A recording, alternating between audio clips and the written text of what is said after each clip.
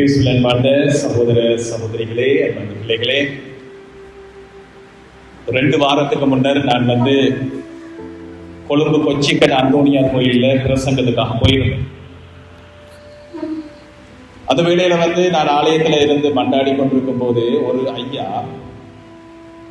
ஒரு கடித துண்டோட வந்தார். வலிமையா ஃபாதர்மாரை கண்டா இந்த மாதிரி கடிதம் கொடுப்பாங்க. நான் நினைச்சேன் ஏதாவது உதவி கேட்டு, பொருளாதார உதவி கேட்டு அவர் ஏதோ ஒரு கடிதம் ஒன்று தர்றார் அப்படின்னு சொல்லி நான் சொன்னேன், நீங்க போய் உள்ள ஃபாதர் இருக்கிறாரு, பங்கு தந்தையை போய் சந்திங்க அப்படின்னு சொன்னார். இல்ல ஃபாதர், அவர் வாயால் பேசல, கடிதத்தை பார்க்க சொன்னார். அப்ப அந்த கடிதத்தை நான் பார்த்தேன். அவர் கடிதத்தில் எப்படி எழுதியிருந்தார், அவர் ஒரு கேன்சர் பேஷண்ட், கேன்சர் வியாதியால் பாதிக்கப்பட்டவர். கேன்சர் அவருடைய நாக்குல வந்திருக்கு, அவரால் கதைக்க முடியாது. டாக்டர்மார் கை விட்டுட்டாங்க, இன்னும் கொஞ்ச நாள் தான் என்று சொல்லி இருக்கிறாங்க. அவர் என்ன கேட்டார் அப்படின்னு சொன்னா, ஃபாதர் எனக்காக மன்றாடுங்க, எனக்கு பயமா இருக்கு, சாகுறத நினைக்க பயமா இருக்கு, ஆகவே எனக்காக மன்றாடுங்க அப்படின்னு சொல்லி.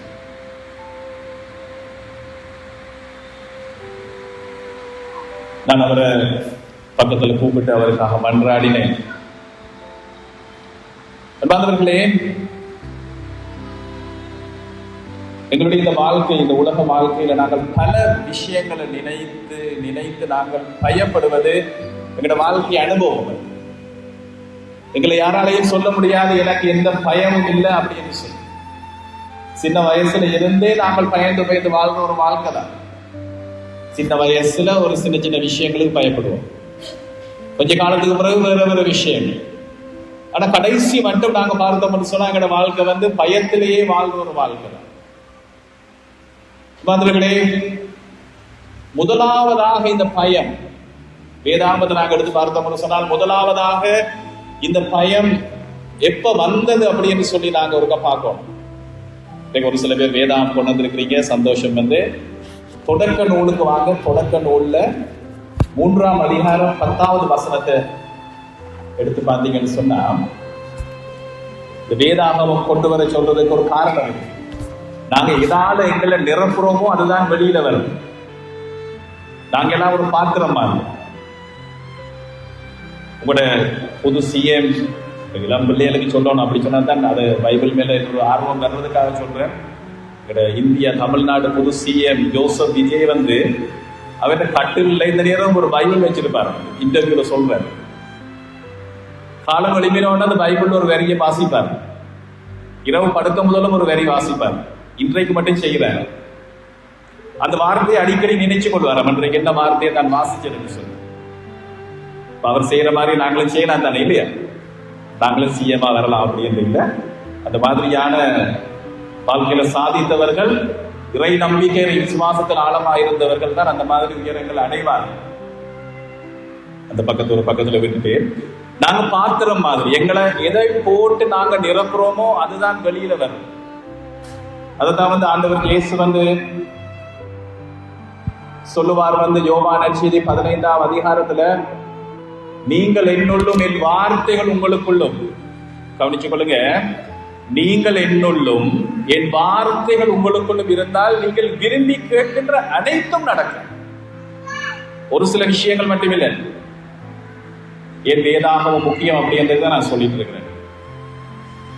இன்றைக்கு நாங்க பல விஷயங்களால நாங்க எங்களை நிரம்பி கொண்டிருக்கிறோம். கொஞ்சம் கசக்கினா தெரியும் வெளியில என்ன வருது அப்படின்னு சொல்லி. ஒரு சின்ன பிரச்சனை வந்தா போதும், அல்லது சின்ன பிரஷர் வந்தா போதும், குழப்பம், கலக்கம், பயம், அதோட சேர்ந்து எக்ஸ்ட்ராவா வாயில வரக்கூடிய வார்த்தைகள் எல்லாம் வர்றதுக்கு காரணம் நாங்க என்னத்தை போட்டு நிரப்பி இருக்கிறோம்னு சொன்னா இந்த விஷயங்கள் தான். மாறாக ஆண்டவருடைய வார்த்தையால உங்களை நிரப்பி பாருங்க. ஆண்டவருடைய வார்த்தையால உங்களை நிரப்பும் பொழுது எங்களுக்கு நிறைய நன்மைகள் இருக்கு. அதுதான் வேதாகமத்தை எடுத்து வாசிக்கும் போது ஆண்டவரே சொல்றார், அதே யோவான் நற்செய்தியில் சொல்லுகிறார், என்னுடைய வார்த்தை ஜீவனானது, என்னுடைய வார்த்தையில வல்லமை இருக்கு, தூய ஆவியானவர் அதில் இருக்கிறார். ஆண்டவருடைய வார்த்தையில தூய ஆவியானவரை நாங்கள் பெற்றுக்கொள்கிறோம். ஆகவே 2 விஷயம் கவனிச்சு கொள்ளுங்க. நீங்கள் என்னுள்ளும் என் வார்த்தைகள் உங்களுக்குள்ளும் இருந்தால் நீங்கள் விரும்பி கேட்கிற ஒரு சில விஷயங்கள் மட்டுமில்ல, ஒரு சில நல்ல விஷயங்கள் மட்டுமில்ல, நீங்கள் விரும்பி கேட்கின்ற அனைத்தும் நடக்கும். நீங்க என்னென்ன பொருளாதார ஆசீர்வாதங்கள் வேணுமா, கடன் தொல்லை இல்லாமல் வாழணுமா, உடல் ஆரோக்கியத்தோடு வாழணுமா, வாழ்க்கையில வேற வேற நிலைகளுக்கு நீங்கள் போக வேண்டுமா, சாதனையாளர்களாக மாறணுமா, மகிழ்ச்சியோடும் நிறைவோடும் நிம்மதியோடும் எல்லா விதமான ஆசீர்வாதத்தோடும் நாங்க ஆசீர்வதிக்கப்பட்டது மட்டுமில்ல, நாங்க பலருக்கு ஆசீர்வாதமாக மாற வேண்டும் அப்படி என்ற ஒரு கனவு எங்களுக்கு இருக்குன்னு சொன்னா ஆண்டவர் அதற்கான வழியை சொல்லி இருக்கிறார். என்ன சொல்லி இருக்கிறார்? 2 விஷயம். என்னது? முதலாவது, நாங்கள் ஆண்டவருக்குள்ள இருக்கிறோமா, அதுக்கான வழிகள் இருக்கு. திருப்பலியில பங்கு பெறுவது, பாவ அறிக்கைக்கு போறது, ஆண்டவரோடு நாங்கள் எங்களோட வாழ்க்கையில சிந்தனையால எங்களுடைய இதயத்தால அந்த நற்செய்தி இறுக்கமா பிடிச்சு கொள்வது, அது சின்ன விஷயம் தான். நீங்க முனிவராகணும், தவம் இருக்கணும், அல்லது துறவியாகணும், ஃபாதர் ஆகணும், சிஸ்டர் ஆகணும் அப்படின்றதே இல்லை. நீங்கள் இருக்கிறவங்களோட வாழ்க்கை நிலையிலேயே நீங்கள் என்ன நிலையில இருந்தாலும் ஆண்டவரோடு உங்களுடைய இதயத்தில் உங்களோட வாழ்க்கையில் இறுக்கமாக இணைந்து இருக்கிறது ஒரு கண்டிஷன். 2வது கண்டிஷன் ஆண்டவர் சொல்றாரு, என் வார்த்தைகள் உங்களுக்குள்ளும் இருந்தால். ஆண்டவருடைய வார்த்தையால நாங்கள் நிரம்பி நிரம்பி நிரம்பி ஆண்டவருடைய வார்த்தையால எங்களோட பாத்திரத்தை நாங்கள் நிரம்பி நிரம்பி இருந்தோம் என்று சொன்னால், என் பார்த்து சகோதர சகோதரி, ஆண்டவருடைய வார்த்தை அவர் சொல்றாரு, நீங்கள் விரும்பி கேட்கின்ற அனைத்தும், ஒரு சில நல்ல விஷயங்கள் மட்டுமில்லை, எப்பயாவது நடக்கிறது இல்லை, இது வெறும் வார்த்தைகள் இல்லை. நண்பார்ந்த சகோதர சகோதரிகளே, இது உண்மையான அனுபவம். எனக்கு தெரியும், வந்து கொழும்புல ஒரு 4-5 வருஷத்துக்கு முன்ன எங்க மட்டக்களப்பு எங்களோட ஊர், இந்த சகோதரி அவங்க கொழும்புல வந்து கணவனை பிரிந்து இருந்தாங்க. உங்களோட மகள் வந்து அந்த நேரத்தில் O-level படிச்சுட்டு இருந்தாங்க. அந்த O-level படிச்சு அந்த மகளோட வந்து கொழும்புல எந்த நிரந்தரமான எந்த வேலையும் இல்லை. அவங்களுக்கு கேக் மட்டும் செய்ய தெரியும். அவங்களுக்கு கொழும்புல எல்லாரும் கேக் செய்வாங்க. அவங்களோட வாழ்க்கைக்கான ஆதாரம், அவங்களோட வருமானம் வந்து யாராவது கேக் ஆர்டர் கொடுத்தா மட்டும்தான் அவங்களுக்கு வருமானம், நிரந்தர வருமானம் இல்லை. வீட்டு வாடகை மட்டும் அப்பவே 25,000 ரூபாய்.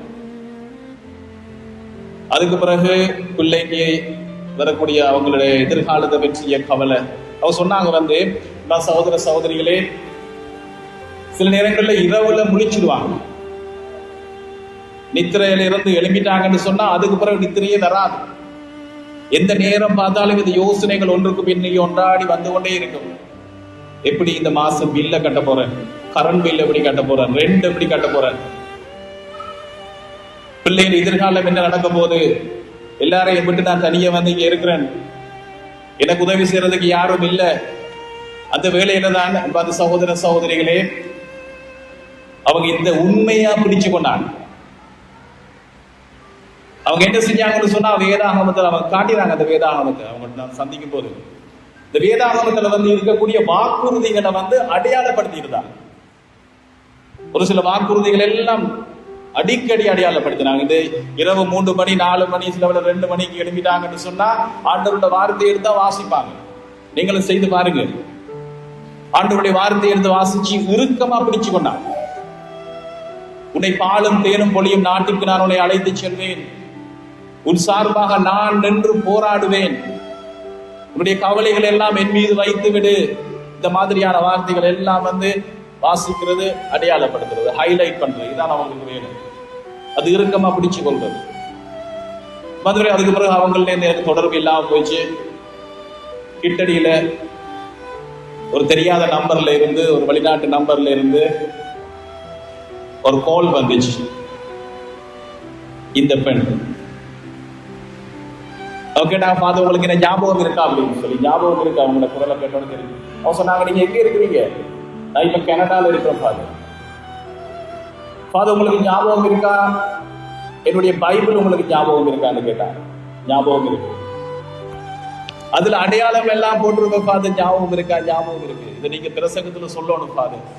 ஆண்டவருடைய வாக்குறுதிகள் ஒரு வாக்குறுதியை கொடுத்தார் என்று சொன்னால் எவ்வளவு தூரம் அதுக்கு பிரமாணிக்கமாக ஆண்டவர் நிறைவேற்றுவார் என்றதுக்கு என்னுடைய வாழ்க்கை ஒரு ஒரு ஒரு சாட்சி. பெரிய ஒரு கதை சொன்னாங்க, சொல்றதுக்கு நேரம் இல்லை, சுருக்கமா சொல்றேன்னு சொன்னா, அற்புதமான முறையில உன மகளுக்கு ஒரு கணவர், ஒரு மருமகன், சொல்ல மருமகன் இல்ல, அவங்க எனக்கு மகன் மாதிரி. மகளை மட்டும் எடுக்கல, என்னையும் சேர்த்து ஸ்பான்சர் பண்ணி கனடால அவங்க போய் செட்டில் ஆகி, பாலும் தேனும் பொழியும் நாட்டுல சின்ன குட்டி வீட்டுல நான் இருந்த உங்களுக்கு ஞாபகம் இருக்கும் நினைக்கிறேன். அது மாளிகை மாதிரி வீட்டுல, வெளிநாட்டுல வேலைக்கு ஆட்கள் வச்சிருக்க மாட்டாங்க, ஆனா அவங்க வீட்டுல வேலைக்கு ஆட்கள் இருக்கிறாங்க. இவங்க செஞ்சது இந்த வார்த்தை இருக்குமா பிடிச்சு கொண்டது. பிரிவான சகோதர சகோதரிகளே, எங்களுக்கு தெரியும் ஆண்டவருடைய வல்லமை எங்களுக்கு தெரியும், ஆனா நாங்க அப்படியே பாரம்பரியமா கத்தோலிக்கரா கிறிஸ்தவரா அப்படியே போயிட்டு இருக்கிறோம். பிரிவான சகோதர சகோதரிகள், ஆண்டவருடைய வார்த்தையுடைய வல்லமை அந்த வார்த்தையை இறுக்கமா பிடிச்சு, இது என்னது ஆண்டவருடைய வார்த்தை, நீங்கள் என்னோடும் என் வார்த்தைகள் உங்களுக்குள் இருந்தால் நீங்கள் விரும்பி கேட்கின்ற ஒரு சில விஷயம் அல்ல, நீங்கள் விரும்பி கேட்கின்ற அனைத்து நடக்கும் என்று சொன்னா அதை இறுக்கமா பிடிச்சு கொள்றதுக்கு எங்களால முடியும் என்று சொன்ன. நம்மள பலர் நாங்கள் கலைந்து போயிருக்கிறோம். பல விஷயங்களை முயற்சி பண்ணி அங்க ஓடி இங்க ஓடி மனிதரை நம்பி ஏமாந்து போன ஒரு வாழ்க்கை தான் எங்கட வாழ்க்கை. சகோதர சகோதரிகளே, அதனாலதான் நான் சொல்றேன், அவனுடைய வார்த்தையை இறுக்கமா பிடிச்சு கொள்ளுங்க. வேதாகமத்தை இன்றைக்கு கொண்டு வந்தவங்க நல்லா, கொண்டாதவங்க கொண்ட மாதிரி வச்சுக்கொள்ளுங்க. ஆனா இந்த வார்த்தைகளை இன்றையில இருந்தாவது நீங்க ஆண்டவருடைய வார்த்தையை உங்களை நிரம்ப தொடங்குங்க. ஒரு நாளைக்கு கொஞ்சம் நேரமாவது எடுத்து வாசிங்க. ஆண்டவருடைய வார்த்தையை வாசிக்கிறது மட்டுமில்ல, யூடியூப்ல நிறைய விஷயங்களை பார்ப்பீங்க. சமைக்கிறது எப்படி சினிமா, அரசியல், இப்படி பல விஷயங்களை பார்க்கிறோம். கொஞ்ச நேரமாவது நாங்க எடுத்து ஒரு நல்ல ஒரு மறையுரை ஆண்டவருடைய வார்த்தையால எங்களை நிரப்ப என்ன நடக்குதுன்னு சொன்னா, எங்களுடைய நிலைகள் மாறி போகுது. நாங்க அந்த விண்ணக அனுபவத்துக்குள்ள நாங்கள் போக தொடங்குறோம். சகோதர சகோதரிகளை, இன்றைக்கு எப்ப முதலாவதாக பயம் வந்தது அப்படின்னு சொன்னா, தொடக்க நூல் 3ஆம் அதிகாரம் பார்த்தீங்களா? தொடக்க நூல் 3ஆம் அதிகாரம் 10வது வசனத்தை பாருங்க. யாராவது ஒரு வாசனை பிள்ளைகளே, தொடக்க நூல் 3ஆம் அதிகாரம் 10வது வசனம். சத்தமா வாசனை பரவாயில்ல. யாரா உன் குரல் ஒளியை சொல்லுங்க, நீங்க சொல்லுங்க. உன் குரல் ஒளியை கவனிங்க சகோதர சகோதரி. உன் குரல் ஒளியை நான் தோட்டத்தில் கேட்டேன். யார் சொல்றாங்கன்னு சொன்னா, ஆதாமும் ஏவாளும் அருள் நிலையை இழக்கிறாங்க. ஆண்டவர் சொன்ன அந்த கட்டளையை மீறி அவங்க பாவம் செய்யறாங்க, அருள் நிலையை இழந்துடுறாங்க. கவனிச்சு கொள்ளுங்க, முடிஞ்சிருக்கு, சீக்கிரம் முடிஞ்சிருக்கு, வீட்டுக்கு போயிடலாம். அருள் நிலையை இழந்துடுறாங்க. அருள் நிலையை இழந்த உடனே இந்த பயமும் போனஸா சேருது. கடவுளை விட்டு நாங்க தூர விலகி செல்லும் பொழுது எங்களுக்கு போனஸா ஒரு சில விஷயங்கள் கிடைக்கும். நல்ல விஷயங்கள் இல்லை, கூடாத விஷயங்கள் கிடைக்கும். கடவுளை விட்டு நாங்க தூர விலகி போகும்போது பயம் வரும். இந்த வாழ்க்கையில் ஆசீர்வாதங்கள் இல்லாமல் போகும். எதை நினைச்சாலும் எங்களுக்கு பரபரப்பா இருக்கு. அது மட்டுமில்ல, அது தொடர்ச்சியாக அப்படியே போகும்போது எங்கட வாழ்க்கையில கடவுளுடைய மாட்சி மகிமை இல்லாமல் போகும்போது வேறொருவர் எங்கட வாழ்க்கையில குடிகொள்வாரு. தீய ஆவி எங்களை குடிகொள்ளும். நாங்கள் அதற்காக படைக்கப்பட்டவர் அல்ல. சகோதர சகோதரிகளை, நாங்கள் ஆண்டவரால் நிரப்பப்பட்டு தூய ஆவியால் நிரப்பப்பட்டு அருள் நிலையில எங்களை வச்சு கொள்ளையில அப்படின்னு சொன்னா, இந்த ஆதாமுக்கு ஒருவாலும் நடந்த விஷயம் தான் நடக்கும் அப்படின்னு சொன்னா, நாங்கள் அருள் நிலையிலிருந்து நாங்கள் விலகி செல்வோம். இந்த வார்த்தை மிக முக்கியமானது. முதல் தடவையாக இந்த பயம், அச்சம், அதுக்கு பயன்படுத்திருக்கிற வார்த்தை என்ன அப்படின்னு சொல்லி தேடி பார்த்தோம்னு சொன்னா, ஒரு பயங்கரமான ஒரு வார்த்தை, குலை நடுக்கம் அப்படின்னு சொல்லி தமிழ்ல அதுக்கு சொல்லாமல், ஆனால் நான் உன்னோடு கூட இருக்கிறேன் என்று சொல்லி ஆண்டவர் சொல்ற அந்த வார்த்தைகள். ஆண்டவரை, நீர் என்னோடு கூட இருந்தருளும், உம்முடைய ஆவியினால் என்னை நிரப்பும் ஆண்டவரை என்று சொல்லி ஆண்டவரே, உங்களுடைய பிள்ளைகள் நாங்கள் என்று சொல்லி நாங்கள் இந்த வேளையில நாங்கள் ஆண்டவரிடம் எங்கள் வாழ்வின் பாரங்களை ஒப்புக் கொடுப்போமா? ஆண்டவரே, நீர் எங்களோடு கூட இருந்தருளும் என்று சொல்லி, ஆண்டவரே, நீர் எங்களை தாங்கிக் கொள்ளும் என்று சொல்லி,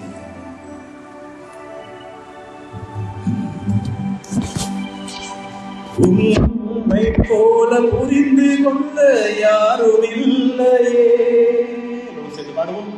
உம்மை போல புரிந்து கொள்ள யாரும் இல்லையே. உம்மை போல அரவணைக்க யாரும் இல்லையே. உம்மை போல அரவணைக்க யாரும் இல்லையே. ஆண்டவரே, இந்த உலக வாழ்க்கையில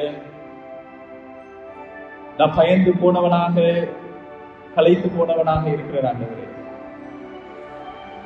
ஆண்டவரே, சில வேளைகள்ல எப்படி முன்னுக்கு போறேன்னு எனக்கு தெரியல. ஆனால் ஆண்டவரே, உம்மை போல புரிந்து கொண்டவர் யாரும் இல்லை ஆண்டவரே. உம்மை போல அரவணைக்க யாரும் இல்லை ஆண்டவரே. மனதார சொல்லுவோம். சில வேளைகள்ல பாரங்களை சுமந்து சுமந்து கலைத்து போன நிலைகளோடு இன்றைக்கு இந்த மாலை வேளையில் ஆண்டவருடைய சன்னிதானத்தில் அமர்ந்திருக்கிறேன் அன்பார்ந்த பிள்ளைகளே.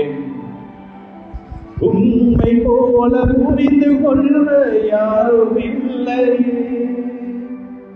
உம்மை போல அரவணைக்க யாரும் இல்லையே. உம்மை போல புரிந்து கொள்ள யாரும் இல்லையே. உம்மை போல அரவணைக்க யாரும் இல்லையே. பக்கத்தில் இருக்கிறவங்களுக்கு நீ பார்க்கறதுல யோசிக்கிற வேலை எனக்கு தெரியும். நிச்சயமாக இங்க கொஞ்சம் பேராது இருப்பீங்க, வாழ்க்கையில ஓரத்துல இருக்கிறவங்க கலைச்சி போய் இனி எதுவுமே இல்லை என்ற நிலையில, எனக்கு இதுக்கு மேல யாரிடமும் போக முடியாது என்ற நிலையில, சில வழியில போய் யாரையும் சொல்லவும் முடியாது. அப்படியே நாம போயிட்டே இருப்போம். ஆனா அடியில மன ஆழத்துல நம்பிக்கை, இந்த கடவுள் மேல நம்பிக்கை இல்லாம போன நிலை. சில வேளைகள்ல எங்களோட வேதனையை சொல்லுவதற்கு கூட யாரும் இல்லை. ஆனா இன்று மாலை வேளையில நம்ம அந்த சகோதர சகோதரிகளே, ஆண்டவர் உங்களை அழைத்து, நான் உனக்காக இருக்கிறேன், நானே கடவுளாகிய ஆண்டவர், என்னை இறுக்கமாக பிடித்துக்கொள், என்னுடைய வார்த்தையை இறுக்கமாக பிடிச்சுக்கொள்ள ஆண்டவர் சொல்றாரு. மலை போல துன்பம் என்னை சூழும் போது, சில வேளைகள் எங்கட வாழ்க்கையில பிரச்சனை எப்படின்னா, மலை போல துன்பம் சூழ்ந்திருக்கு. கண்களை மூடுவோம். இந்த வாழ்க்கையில உங்களை பயமுறுத்துகிற விடயங்கள், மலை போல துன்பம் என்னை சூழும் போது, அதை படி போல செய்பவரே. ஆண்டவரே, ஒவ்வொருத்தரும் சொல்லுங்க, என்னோட வாழ்க்கையில் இருக்கிற பாரங்கள் என்னன்னு சொல்லி. எனக்கு ஒரு சகோதரர் சொன்னார், ஃபாதர், கடன் வாங்கி கொடுக்க முடியாது அப்படின்னு, கொடுக்கறதுக்கு விருப்பம் இல்லை அப்படின்னு இல்ல, கொடுக்கறதுக்கு இல்ல ஃபாதர். அதனால நான் போன் ஆன்சர் பண்றேன், அவங்களுடைய ஏச்சுக்களும் பேச்சுக்களும் அவமரியாதையான பேச்சுக்களை கேட்டு கேட்டு கலைச்சு போயிருக்கிறேன். கடன் மட்டும்தான் மிஞ்சி இருக்கு. நாளைக்கு எப்படி இந்த ரெண்டை கட்டுவேன்னு தெரியல, பிள்ளைங்களுக்கு என்ன நான் செய்வேன்னு எனக்கு தெரியல, எங்க நான் போகிறேன்னு எனக்கு தெரியல. மலை போல துன்பம் என்னை சூழும் போது, அது படி போல செய்வதே. ஆண்டவர் சொல்றாரு, கண்மணி போல, ஆண்டவர் சொல்றார், அவருடைய கண்மணி போல என்னை, உன்னை ஒவ்வொருவரையும் நான் பார்க்கிறேன் அப்படி என்று சொல்லி, கண்மணி போல என்னை காவலே, உள்ள கையில் பொறிந்தேனை நினைப்பவரே. ஆண்டவர் உங்கள் மீது எப்படி சொன்ன, நாங்க ஆண்டவரை தேடும் பொழுது அவர் எங்களை தேடுகின்றார். நாங்க ஆண்டவரிடம் ஆண்டவரை, நீரை என் வாழ்வின் பாரம் ஆதாரமாக இருக்கிறீர் என்று சொல்லி அவரை இறுக்கமாக பிடிக்கும் பொழுது, அந்த விண்ணப்பங்கள், அந்த செபங்கள் வீணாக போகாது. இயேசுவே ஆண்டவர் என்று இந்த வேளையில் நாங்கள் மனதார அறிக்கையிடுவோம். என் மத சகோதர சகோதரிகளே, ஒரு காரியம் செய்யுங்க. இயேசுவே ஆண்டவர் என்று மனதார ஏற்றுக்கொண்டு மனதார அறிக்கை செய்யுங்க. இயேசுவே ஆண்டவர், இயேசுவே ஆண்டவர் என்று மனதார சொல்லுங்க. சில வேளைகள நோய்களால, தாங்க முடியாத நோய்களால இன்றைக்கு கலைந்து போன நிலையில உங்களோட வாழ்க்கையை வாழ்ந்து கொண்டிருக்க முடியும். நோய்கள் இன்றைக்கு அதிகரிச்சு எப்படி முன்னுக்கு போறோன்னு எனக்கு தெரியல என்று சொல்லி கலைந்து போயிருக்கலாம். அதிலிருந்து நீங்கள் பயந்து போயிருக்கலாம். எல்லோரும் சேர்ந்து பாடுவோம். தாய் போல தேற்றி, தந்தை போல மாற்றி, தோல்வியில் சுமந்திடும் ஒரு தாய் போல தேற்றி, தந்தை போல மாற்றி, தோல்வியில் சுமந்திடும் உம்மை போல புரிந்து கொள்ள யாரும் இல்லை, உம்மை போல யாரும் இல்லை, உம்மை போல புரிந்து கொள்ள யாரும் இல்லை, உம்மை போல யாரும் இல்லை.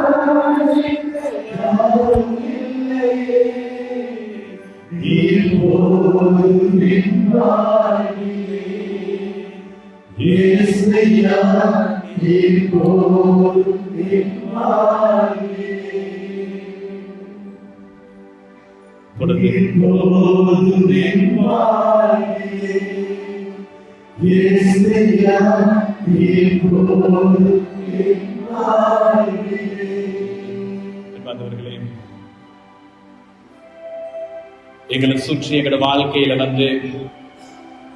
சில வேளைகள பிரச்சனைகள் அலை போல, என்ன செய்தில நாங்கள் பார்த்ததை போல அலை போல, புயல் காற்றை போல எங்களோட வாழ்க்கை என்ற படகை மூழ்கடிக்கிறதுக்கு பிரச்சனைகள் சூழ்ந்து கொண்டிருக்கிற தருணங்கள் இன்றைக்கு ஏராளமாக இருக்கு.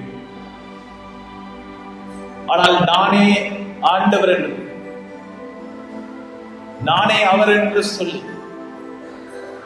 மோயிசனுக்கு வெளிப்படுத்திய ஆண்டவர், நானே இருப்பவர் நான், இருக்கின்றவராக இருக்கின்றவர் நான் என்று சொன்ன அதே ஆண்டவர் இயேசு, அந்த மகிமையும் ஆட்சியும் நிறைந்த அந்த ஆண்டவர் இயேசு அந்த படகுக்குள்ள ஏறும் பொழுது அந்த கடல் அமைதியாகுது. நானும் அந்த தண்ணீர் நடக்கணும் என்று பேதுரு எங்கட புனிதர் நடக்க தொடங்குறாரு. ஆண்டவர் இயேசுவை பார்த்து கொண்டிருக்கும் போது நடக்க கூட முடியுது. இயல்பா செய்ய முடியாத ஒரு காரியத்தை அவரால் செய்ய முடியுது. ஆண்டவர் இயேசுவை பார்த்து கொண்டிருந்த வேளையில் ரட்சிதரை பார்க்கிறோம், அவர் ஒரு தருணத்துல தடுமாறுகிறார். அந்த புயலை பார்த்த தருணம் அவர் தடுமாறுகிறார். பிரச்சனையை பார்த்த நேரத்தில் தடுமாறி மூழ்கி போகிறார். அந்த வேளையில் ஆண்டவரை என்னை காப்பாற்றும் என்று சொன்ன வேளையில ஆண்டவர் கையை நீட்டி பேதுருவை தூக்கி எடுக்கிறார். எங்களோட வாழ்க்கையும் அப்படித்தான். ஆண்டவரே, உமக்காக வாழ வேண்டும் என்ற அந்த ஆர்வம் எனக்கு இருக்கு. ஆனால் நான் மனிதத்துல பலவீனமானவன். ஆண்டவரை, உம்மை பார்த்து கொண்டு உம்மை இறுக்கமாக பற்றிக் கொண்டு நான் முன்னுக்கு போகணும் என்று சொல்லி நான் விரும்புகிறேன். ஆண்டவர் இயேசுவுடைய வார்த்தையை இறுக்கமா பிடிச்சுக் கொண்டு என்னுடைய வாழ்க்கை என்கின்ற அந்த படகுல ஆண்டவரை நீர் என்னுடைய வாழ்க்கை என்ற படகுல நீர் இருமாண்டவரே என்று சொல்லுவோம். மனதார கண்களை மூடி, ஆண்டவரே, என்னுடைய குடும்பம் என்கின்ற அந்த படகுல, என்னுடைய வாழ்க்கை என்ற படகுல ஆண்டவரே நீர் நிரந்தரமாக குடிகொள்ளும், என்னோடு இருந்தருளும் ஆண்டவர் என்று ஆண்டவர் இயேசுவை பார்த்து சொல்லுவோம். ஏனென்றால் என்னை சுற்றி இருக்கிற எல்லாமே எனக்கு விரோதமாக இருக்கு. ஆண்டவரே, நீர் என்னோடு கூட இருந்தருளும் ஆண்டவரே. மனதார சொல்லுங்க, இயேசுவை என்னோடு கூட இருந்தருளுங்க ஆண்டவரே. உமோடு கூட நான் இருந்தால் பயப்பட மாட்டேன் ஆண்டவரே, திகில் அடைய மாட்டேன், அச்சமுற மாட்டேன் ஆண்டவரே. நான் உறுதியோடு முன்னோக்கி செல்லுவேன் ஆண்டவரே.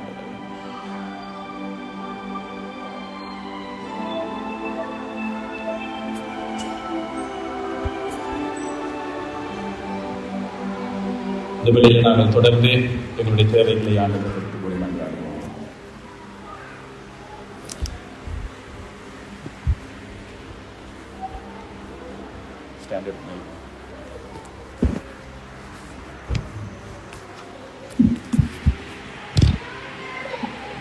எழுந்திருப்போம். எழுந்து எங்களுடைய தேவைகளை ஆண்டவர் எடுத்துக்கொள்ள மன்றாடுவோம்.